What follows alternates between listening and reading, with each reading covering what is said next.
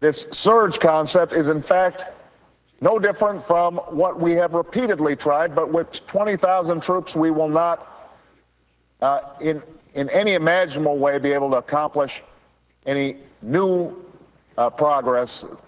The fact of the matter is that we have tried this road before. Would improve the security situation. I think along with a series of other things. Excuse me, back in 2007, he said he was against the surge. No, he said he was against the surge. He said there was no doubt that adding 20,000 men and women would improve the security situation. 20,000 troops, we will not, in any imaginable way, be able to accomplish any new progress. But as we know, our efforts in Iraq weren't going to be done simply militarily, Gretchen.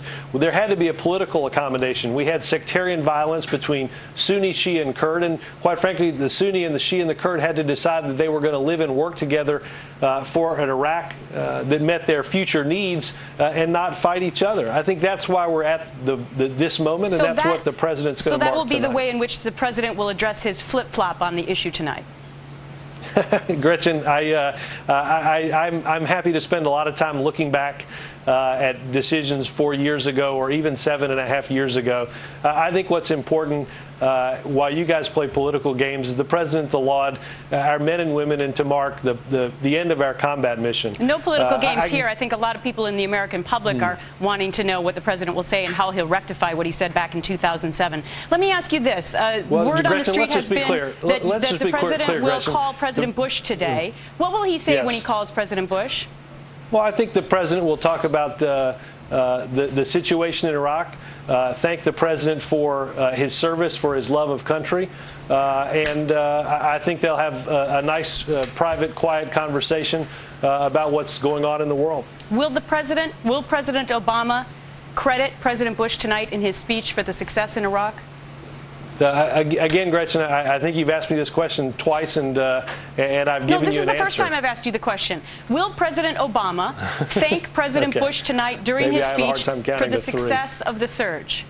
No, that's actually now the fourth time you've asked me that question. Well, you haven't answered it. Will he credit President Bush tonight for the success of the surge? That's number 5. Let me give you the same answer I gave you the first time. In baseball, you get 3 strikes and you're out. You've had 5 chances to answer the question. Will he credit President Bush tonight? Gretchen, I don't know whether this is you actually interviewing me or just a tape of you looping the same question over and over again. There is no doubt, and the president will mention, that adding men and women into Iraq improved the security situation. There's no doubt about that. But I think we would all recognize, Gretchen, if you'll take a moment to understand, that we wouldn't be where we are in Iraq without the political accommodation. We wouldn't be in Iraq where we are in Iraq today without the Sunni awakening, where Sunni tribes decided instead of fighting with al-Qaeda that they were going to fight against al-Qaeda. There were a whole series of factors that went into marking where we are today. I'd have one question for you, Gretchen. Do you support the fact that the president's pulling out more than 90,000 troops today and ending our combat mission there? This is not an interview of Gretchen Carlson. This is an interview with the spokesperson of President Obama on one of the most important issues facing the American public today. That's my one question for you, and I can even ask it 5 more times. Well, that would be very cute, I guess.